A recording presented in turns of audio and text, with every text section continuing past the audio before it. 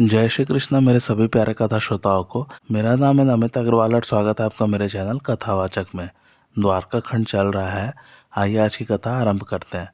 नारद जी कहते हैं, राजन, रैवतकाचल पर्वत पर पूर्व काल में राजा रैवत ने यज्ञ तीर्थ का निर्माण किया, जहाँ एक यज्ञ करके मनुष्य कोटि यज्ञों का फल पाता है। वहीं कपिटंक नामक तीर्थ है, जो एक कपि के मार गिराए जाने से प्रकट हुआ था। रैवतक गिरी पर वह तीर्थ सब पापों का नाश करने वाला है। भौमासुर का सखा एक दुविध नामक वानर था, जो बड़ा ही दुष्ट था।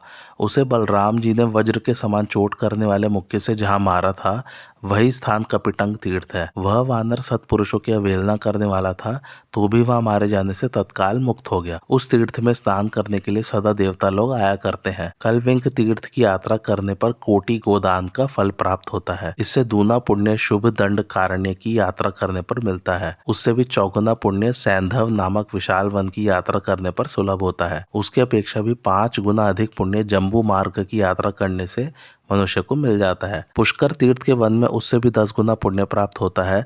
उससे 10 गुना पुण्य उत्पलावर्त तीर्थ की यात्रा से सुलभ होता है। उसकी अपेक्षा भी 10 गुना पुण्य नैमिषारण्य तीर्थ में बताया गया है। नैमिषारण्य से भी 100 गुना पुण्य कपिटंक तीर्थ में स्नान करने से प्राप्त होता है। द्वारका में एक नरग कूप है, जो तीर्थों में सर्वोत्तम तीर्थ है।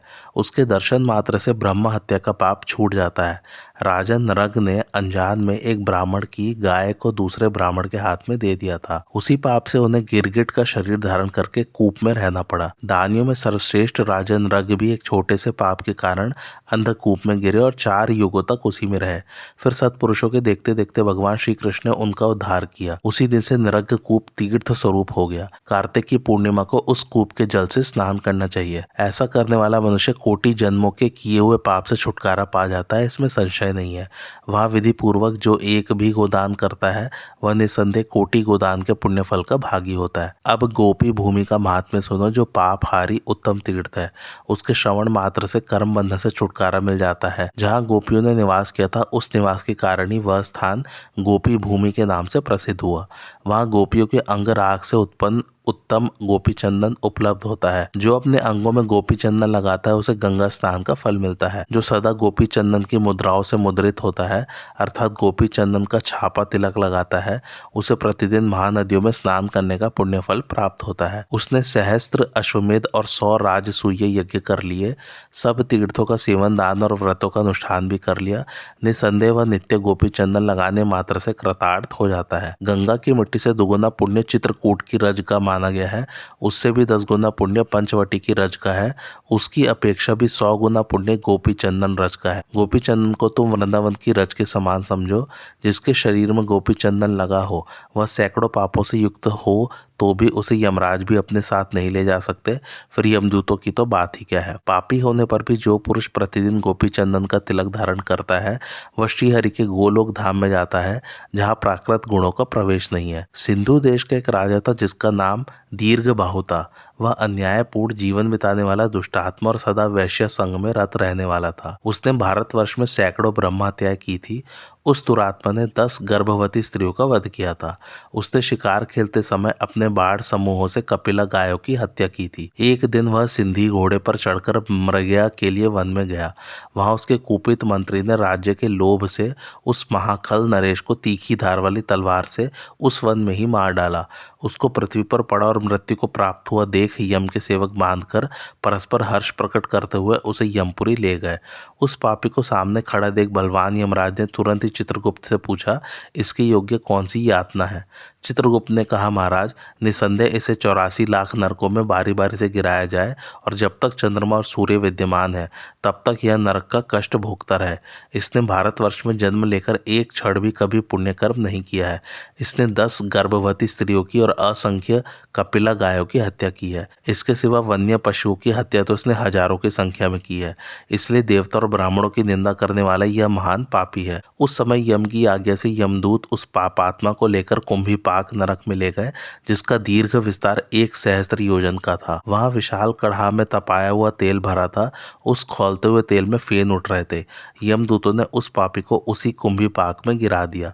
उसके गिरते ही वहां की प्रलय अग्नि के समान प्रज्वलित अग्नि तत्काल शीतल हो गई। जैसे प्रहलाद को खौलते हुए तेल में फेंकने पर वह शीतल हो गया था, उसी प्रकार उस पापी को नरक में गिराने से वहां की ज्वाला शांत हो गई।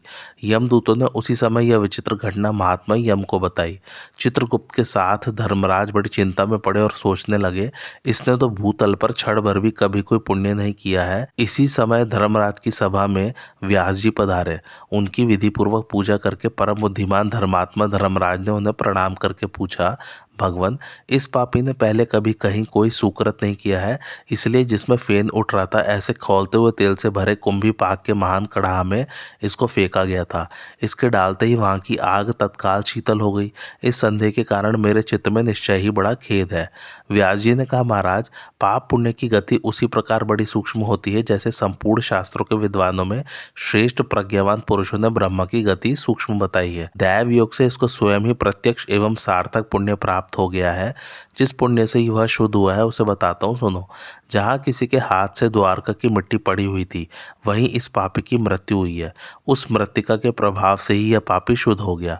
जिसके अंग में गोपी चंदन का लेप हो वह नर से नारायण हो जाता है। उसके दर्शन मात्र से तत्काल ब्रह्म हत्या छूट जाती है। यह सुनकर धर्मराज उसे ले आए और इच्छा अनुसार चलने वाले एक विशेष विमान पर उसे बैठाकर उन्होंने प्रकृति से परे बैकुंठ धाम को भेज दिया। गोपी चंदन के सुयश का ज्ञान उनको अकस्मात उसी समय हुआ। इस प्रकार मैंने तुम्हें गोपी चंदन की महिमा बताई। जो श्रेष्ठ मनुष्य गोपी चंदन के इस महात्म्य को सुनता है, वह महात्मा श्री कृष्ण के परम धाम में जाता है। नारद जी कहते हैं, महामते विदेहराज, अब सिद्धाश्रम का महात्म्य सुनो। जिसका स्मरण करने मात्र से समस्त पाप छूट जाते हैं, जिसके स्पर्श मात्र से साक्षात श्रीहरि से कभी वियोग नहीं होता, उसी तीर्थ को पुराण वेत्ता पुरुष सिद्धाश्रम कहते हैं। जिसके दर्शन से सालोक्य, स्पर्श से सामीप्य, जिसमें स्नान करने से सारूप्य और जहाँ निवास करने से सायुज्य मोक्ष की प्राप्ति होती है, उसे ही सिद्धाश्रम जानो। एक समय चंद्रानना सखी के मुख से सिद्धाश्रम तीर्थ का महात्म्य सुनकर श्री कृष्ण के वियोग से व्याकुल हुई श्री राधा ने उसमें नहाने का विचार किया। वैशाख मास में सूर्य ग्रहण के पर्व पर सिद्धाश्रम तीर्थ की यात्रा के लिए कदली वन से उठकर श्री राधा ने गोपांगनाओं के 100 युद्ध और समस्त गोपगणों के साथ वहां जाने का मन ही मन निश्चय किया। श्री दामा के श्राप के कारण होने वाले श्री कृष्ण वियोग के 100 वर्ष बीत चुके थे। श्री राधिका शिविका में आरूढ़ हुई, उन पर छत्र चवर डुलाए जाने लगे। इस प्रकार वे सती श्री राधा आनर्त देश के महातीर्थ सिद्धाश्रम को गई। वहीं साक्षात भगवान श्री कृष्ण अपनी 16,000 रानियों के साथ यादव गढ़ों से घिरे हुए तीर्थ यात्रा के लिए आए। करोड़ों बलिष्ठ गोपाल हाथों में अस्त्र शस्त्र लिए श्री राधिका की आज्ञा के अनुसार सिद्धाश्रम की चारों ओर से रक्षा कर रहे थे। गोपियों के 100 यूथ भी बड़े शक्तिशाली थे। वे तथा अन्य गोपांगनाएं हाथों में बेद की छड़ी लिए सिद्धाश्रम में विधि पूर्वक स्नान करती हुई श्री राधा की सेवा में तत्पर थी। द्वारकावासी स्नान की इच्छा से वहां आकर खड़े थे। शस्त्र और वेत्र धारण करने वाले गोपों ने उन्हें मार मार कर दूर हटा दिया। इसी समय भगवान श्री कृष्ण की रानियों ने सिद्धाश्रम में प्रवेश किया। उन रानियों ने भगवान श्री कृष्ण से पूछा, देवकी नंदन, आप सर्वज्ञ हैं, अतः हमें बताइए यह कौन स्त्री स्नान कर रही है जिसका वैभव अद्भुत दिखाई देता है तथा जिसका गौरव मानकर समस्त यादव पुंगव यहाँ भयभीत से खड़े हैं। अहो, यह किसकी प्रिया है, किसका क्या नाम है और यह कहाँ की रहने वाली है? भगवान बोले, ये साक्षात वृषभानु की पुत्री कीर्ति नंदिनी श्री राधा है, जो संपूर्ण व्रज की अधीश्वरी, गोपांगनाओं की स्वामिनी तथा मेरी प्राण वल्लभा है। ये व्रज से गोपीगणों के साथ सिद्धाश्रम में स्नान करने के लिए आई है। इन्हीं के गौरव से ये यादव त्रस्त होकर खड़े हैं। इन्हीं का यह अद्भुत वैभव है। श्री कृष्ण की यह बात सुनकर अपने अनुपम रूप और यौवन पर गर्व करने वाली भामिनी सत्यभामा अपनी सौतों के बीच धीरे धीरे बोली, क्या राधा ही रूपवती है? मैं रूपवती नहीं हूँ। पूर्व काल में बहुत से लोगों ने मेरी याचना की थी। मैं अपने रूप और औदार्य गुण से सदा ही पूजित रही हूँ। सखियों, मेरे रूप के ही कारण शतधन्वा की मृत्यु हुई। अक्रूर और कृतवर्मा को यदुपुरी से पलायन करना पड़ा। जो स्यमंतक मणि प्रतिदिन अपने आप 8 बार सुवर्ण की सृष्टि करती है, जिसके रहने से दुर्भिक्ष, महामारी आदि कष्ट स्वतः भाग जाते हैं तथा जिसकी पूजा के स्थान में सर्प आदि व्याधि, अमंगल और मायावी लोग नहीं रह पाते, मेरे पिता ने वही स्यमंतक मणि मेरे दहेज में दी थी। उस मणि से मेरे घर में भी संपूर्ण अद्भुत वैभव प्रकट हो गया है। मैं अपने महान प्रेम से श्री कृष्ण को वश में रखती हूँ, उनके साथ गरुड़ पर बैठकर यात्रा करती हूँ। प्राग ज्योतिषपुर में भौमासुर के साथ जो महान युद्ध हुआ था उसे मैंने अपनी आंखों से देखा है। मेरी ही कृपा से तुम सब प्राग ज्योतिषपुर से द्वारकापुरी में आई और सबकी सब श्री कृष्ण की पत्नी हुई, इसमें संशय नहीं है। मेरी ही बात का आदर करके इन श्री कृष्ण ने इंद्र को छत्र दिया। मेरा ही प्रिय करने की इच्छा से इन्होंने देव माता अदिति को उनके दोनों कुंडल अर्पित किए। ऐरावत के वंश में उत्पन्न बड़े बड़े गजराज जो भौमासुर की संपत्ति थे, मेरी ही इच्छा से महात्मा श्री कृष्ण द्वारा द्वारका में लाए गए। मेरे ही कारण श्री हरि ने देवराज इंद्र से भी महान वैर ठान लिया। मेरे द्वार पर वृक्षराज पारिजात सदा सुशोभित होता है। मैंने अपने पातिव्रत धर्म से ही श्री कृष्ण को वश में कर रखा है। मैंने समस्त सामग्रियों के साथ नारद जी के हाथ श्री कृष्ण का दान कर दिया था। मेरे समान गौरव और वैभव किसी भी स्त्री को नहीं प्राप्त हो सकता। रूप और उदारता भी मेरे तुल्य किसी भी स्त्री में नहीं है। फिर राधा की तो बात ही क्या है। जिनके रूप पर चेदिराज शिशुपाल आदि ने रणभूमि में श्री कृष्ण के साथ युद्ध छेड़ दिया था, उन रुक्मिणी का रूप सौंदर्य क्या किसी से कम है। सुंदर भव वाली बहन रुक्मिणी, तुम क्यों कर रूपवती नहीं हो। सखियों, राधा एक गोप की कन्या है और तुम सब राजकुमारियां हो, सभी धन्य और मान्य हो तथा मानवती स्त्रियों में श्रेष्ठ हो। सत्यभामा के इस प्रकार कहने पर रुक्मिणी आदि सभी श्रेष्ठ रानियां मानवती हो गई। उन सबको अपने कुल, कौशल, शील, धन, रूप और यौवन पर गर्व था।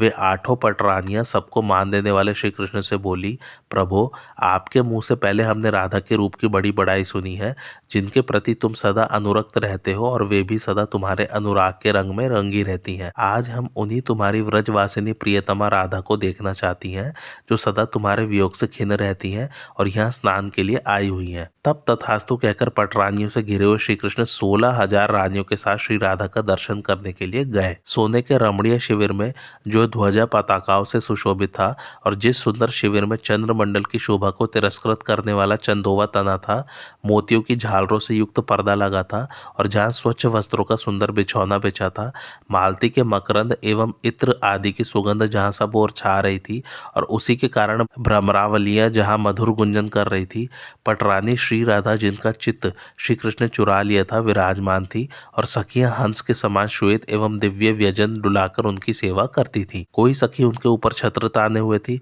कुछ सखियां झूले की डोर पकड़कर झुला रही थी और कुछ इधर उधर आती जाती दिखाई देती थी।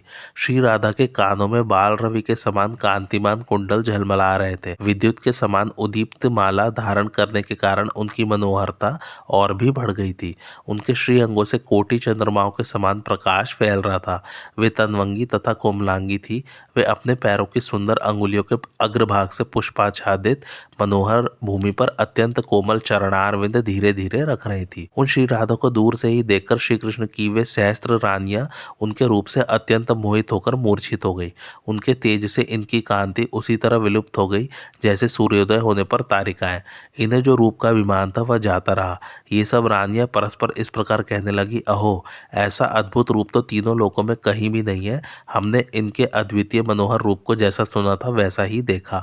इस प्रकार आपस में बात करती हुई वे रानियां श्री कृष्ण को आगे करके श्री राधिका के पास जा पहुंची। गोपांगनाओं तथा राजकुमारियों के नेत्र आपस में मिले। नारद जी कहते हैं, राजन, पटरानियों से श्री कृष्ण को आया देख गोपांगनाएं अत्यंत हर्ष से खेल उठी और तत्काल जय जयकार करने लगी। श्री राधा सहसा उठी और हाथ जोड़ श्री हरि के परिक्रमा करके अपने कमलोपम नेत्रों से आनंद के आंसू बहाने लगी। उन्होंने श्री कृष्ण के बैठने के लिए एक सोने का सिंहासन दिया, जिसके पायों में स्यमंतक मणि जड़ी हुई थी। पार्श्व भाग में चिंतामणि जगमगा रही थी। मध्य भाग में पद्मराग मणि शोभा दे रही थी। वह सिंहासन चंद्रमंडल के समान गोलाकार था। उसकी पाद पीठिका में कौस्तुभ मणियां जड़ी हुई थी। वह सिंहासन कुंड मंडल से मंडित था, पारिजात के पुष्पों से सज्जित और अमृत वर्षी छत्र से अलंकृत था। उन्हें सिंहासन देकर श्री राधा हास्य युक्त मुख से बोली, आज मेरा जन्म सफल हो गया, आज मेरी तपस्या का फल मिल गया। श्री हरे तुम आ गए तो आज मेरा धर्म कर्म सफल हो गया। श्री सिद्धाश्रम का स्नान धन्य है, जिससे मेरा मनोरथ अद्भुत रीति से सफल हुआ। मैंने तो कभी तुम्हारी भक्ति भी नहीं की। तुम भक्तों के सहायक हो। देव, तुमने मेरी सहायता के लिए इस भूतल पर बहुत से असुरों को मार भगाया, जिससे त्रिलोक विजयी कंस भी डरता था। उस शंखचूड़ को तुमने मेरे कहने से मार गिराया। हरे, मेरे प्रति प्रेम रखने के कारण ही तुमने व्रजमंडल में देवलोक का वैभव दिखाया। देव, तुमने बलपूर्वक इंद्र का मान भंग किया और मेरे ही कारण व्रज की रक्षा करते हुए गोवर्धन पर्वत को धारण किया। रास मंडल में गोपियों ने तुम्हारा यथेष्ट आलिंगन किया और तुम उनके वश में हो गए। देव, तुम्हारा यह चरित्र नरलोक की विडंबना मात्र है। यो कहते हुए श्री राधा ने चंद्र आनना की प्रेरणा से तुरंत श्री कृष्ण की रानियों पर दृष्टिपात किया और बड़े आदर के साथ उन सबको सम्मान दिया। रुक्मिणी, जाम्बवती, सत्यभामा, सत्या, भद्रा, लक्ष्मणा, कालिंदी और मित्रविंदा से परस्पर गले मिलकर रोहिणी आदि 16,000 रानियों को भी प्रेमानंदमय श्री राधा ने दोनों भुजाओं से पकड़कर सानंद हृदय से लगाया। श्री राधा बोली, बहनों, जैसे चंद्रमा एक है किंतु उससे स्नेह रखने वाले चकोर बहुत हैं, जैसे सूर्य एक है किंतु उन्हें देखने वाली दृष्टियां बहुत है, उसी प्रकार भगवान श्री कृष्णचंद्र एक है किंतु इनमें भक्ति भाव रखने वाली हम सब बहुत सी स्त्रियां हैं। जैसे कमल के प्रभाव को भ्रमर जानता है तथा रत्न के प्रभाव को उसकी परख करने वाला जौहरी जानता है, जैसे विद्या के प्रभाव को विद्वान और काव्य के प्रभाव को कविंद्र जानता है, जैसे सहस्त्रों मनुष्य के होने पर भी रस के प्रभाव को केवल रसिक जानता है, उसी प्रकार हे राजकुमारियों, इस भूतल पर श्री कृष्ण के प्रभाव को यथार्थ रूप से इनका भक्ति जानता है। श्री राधा की बात सुनकर उस समय सपत्नियों सहित भीष्मक नंदिनी रुक्मिणी ने कमल लोचना श्री राधा से कहा, श्री राधे, वृषभानु नंदिनी, तुम धन्य हो। तुम्हारे भक्ति भाव से ये श्री कृष्ण सदा तुम्हारे वश में रहते हैं। तीनों लोगों के लोग जिनकी कथा वार्ता निरंतर कहते सुनते हैं, वे ही भगवान दिन रात तुम्हारी कथा कहा करते हैं। श्री हरि के प्रति तुम्हारे प्रेम भाव का स्वरूप जैसा हमने सुना था वैसा ही देखा। तुम्हारे लिए कुछ भी आश्चर्य की बात नहीं है। देवी, तुम हमारे शिविर में शीघ्र चलो, हम सब तुम्हें ले चलने के लिए ही यहाँ आई हैं। यो कहकर भीष्मक नंदिनी रुक्मिणी कीर्ति कुमारी श्री राधा को बड़े आदर से महात्मा श्री कृष्ण के साथ अपने शिविर में ले गई। सर्वतोभद्र नामक शिविर में, जो कमलों के केसर से सुवासित था, सोने के पलंग पर शिरीष पुष्प के समान कोमल बिछावन बिछाकर, तकिया लगाकर, वस्त्रमाला और श्रृंगार सामग्री से सपत्नियों सहित सती रुक्मिणी ने रात्रि के समय विधिवत पूजा करके उन्हें सुखपूर्वक ठहराया। फिर गोपांगनाओं के 100 यूथों का भी पृथक पृथक पूजन करके उन कृष्ण प्रियाओं ने सबके साथ बहुविध वार्तालाप किया।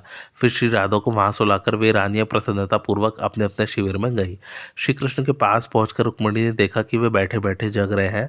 तब उन्होंने श्री कृष्ण से पूछा, स्वामिन, आप सोते क्यों नहीं? भगवान बोले, शुभ्र, तुमने अगवानी करके विनय पूर्वक प्रेम भरी बातें सुनाकर आश्वासन देकर व्रजेश्वरी श्री राधा की भली भांति पूजा की है और वे अत्यंत प्रसन्न हुई है। परंतु एक बात की ओर तुमने ध्यान नहीं दिया। वे प्रतिदिन सोने से पहले उत्तम दूध पिया करती हैं, किंतु सुंदरी, आज श्री राधा ने दुग्धपान नहीं किया, इसलिए अब तक उनके नेत्रों में नींद नहीं आई है। और भीष्मक नंदिनी, यही कारण है कि मैं भी नहीं सो सका हूँ। पति देवता की यह उत्तम बात सुनकर रुक्मिणी अपनी सौतों के साथ दूध लेकर बड़े आदर से श्री राधा के समीप गई। सोने के कटोरे में मिश्री मिलाया हुआ गर्म दूध डालकर भीष्मक नंदिनी ने बड़े प्रेम से श्री राधा को पिलाया।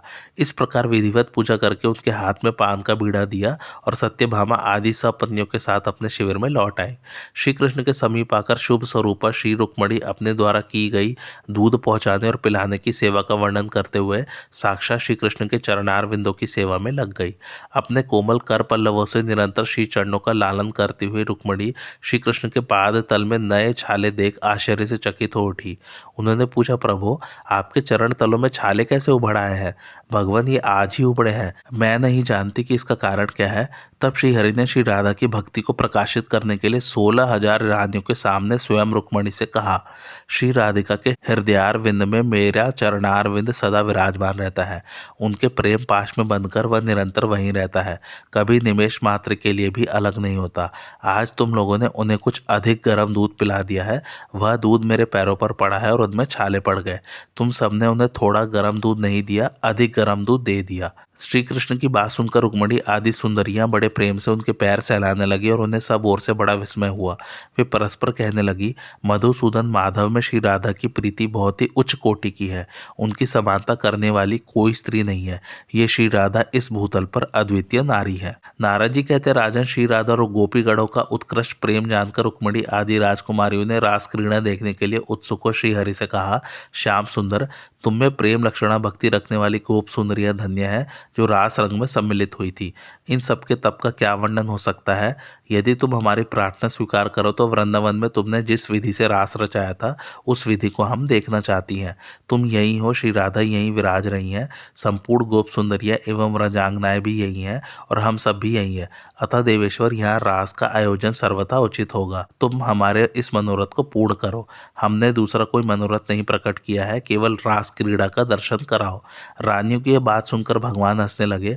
उन्होंने प्रेम पूरित होकर उन सबको अपने वचनों द्वारा मोहित सी करते हुए कहा, अंगनाओं, रासेश्वरी श्री राधा के मन में भी रास क्रीड़ा की इच्छा हो तो यहाँ रास हो सकता है। अतः तुम ही सब जाकर उनसे पूछो। श्री कृष्ण की यह बात सुनकर रुक्मिणी आदि राजकुमारियों ने श्री राधा के पास जाकर हंसते हुए मुख से अत्यंत प्रेम पूर्वक कहा, रंभोरु चंद्रवदने व्रज सुंदरियों की स्वामिनी, रासेश्वरी प्रियतमे सखी शील रूपिणी, रास में कीर्ति रानी के कुल की कीर्ति बढ़ाने वाली शुभांगी, हम सब तुम्हारी सखियां तुमसे एक बात पूछने आई हैं। रास में रस प्रदान करने वाले रासेश्वर यही हैं तथा रास की अधीश्वरी तुम भी यही हो और अन्य समस्त गोप सुंदरियां भी यही हैं। इसी प्रकार हम सब भी यहाँ हैं। अतः सब प्रकार से रास का आस्वादन करने के लिए तुम यहाँ रास का आयोजन करो। ऐसा हो तो यह हमारे लिए अत्यंत प्रिय होगा। श्री राधा ने कहा, सत्पुरुषों पर कृपा करने वाले परम रासेश्वर श्याम सुंदर के मन में यदि रास क्रीड़ा की अभिलाषा हो तो यहाँ रास हो सकता है। अतः मेरी प्रियतमा सखियों, तुम सब परम सेवा शुश्रूषा और पराभक्ति से उनकी पूजा करके उन्हें वश में करो। श्री राधा की बात सुनकर रानियों ने श्री कृष्ण की कही हुई बात बताई। तब महामना श्री राधा तथास्तु कहकर अत्यंत प्रसन्न हुई। फिर वैशाख मास की पूर्णिमा को उस शुभ एवं पुण्यतीर्थ सिद्धाश्रम में जब रात्रि का प्रथम प्रहर प्राप्त हुआ और चंद्रमा की चांदनी सब ओर फैल गई, तब रास क्रीड़ा का आरंभ हुआ। रासेश्वर के रास का आनंद प्राप्त करने के लिए रासेश्वरी श्री राधा तैयार हो गई और उनके साथ रसिक शेखर श्याम सुंदर रास थली में उसी तरह सुशोभित हुए जैसे रति के साथ रतिपति मदन। जितनी संपूर्ण गोप सुंदरिया और जितनी राजकन्याएं वहां उपस्थित थी, उतने ही रूप धारण करके दो दो सुंदरियों के बीच में एक एक श्री कृष्ण शोभा पाने लगे। ताल, वेणु और मृदंगों की ध्वनि के साथ मधुर कंठ वाली सखियों के गीत और उनके नूपुर, कांची आदि आभूषणों की मधुर झनकार का मिला हुआ महान शब्द वहां सब और गूंज उठा। करोड़ों कामदेवों के लावण्य को लज्जित करने वाले वनमालाधारी, कुंडल मंडित एवं किरीट वलय और भुजबंदों से अलंकृत पीताम्बरधारी श्याम सुंदर रासेश्वर रास में स्वयं रासेश्वरी के साथ गीत गाने लगे। जैसे तारागणों से घिरा हुआ चंद्रमा शोभा पाता है, उसी प्रकार रासेश्वर श्री कृष्ण उन सुंदरियों के साथ सुशोभित हो रहे थे। इस प्रकार वह महानंदमयी संपूर्ण शुभ निशा रास मंडल में एक क्षण के समान व्यतीत हो गई। श्री रास मंडल की शोभा देख रुक्मिणी आदि समस्त पटरानियां परमानंद को प्राप्त हुई। उन सबका मनोरथ पूर्ण हो गया। रास की समाप्ति होने पर रुक्मिणी आदि रानियों ने प्रेम परवश होकर साक्षात परिपूर्णतम पुरुषोत्तम श्री कृष्ण से कहा, प्रभो, मनोहर रास रंग में आपकी रूप माधुरी देखकर हमारा मन उसी प्रकार आत्मानंद में निमग्न हो गया जैसे ज्ञानी मुनि ब्रह्मानंद में डूब जाते हैं। ऐसा रास दूसरा न हुआ होगा न होगा। यहाँ गोपांगनाओं के 100 युद्ध विद्यमान है। सखियों सहित हम 16,000 आपकी पत्नियां भी इसमें सम्मिलित रही हैं।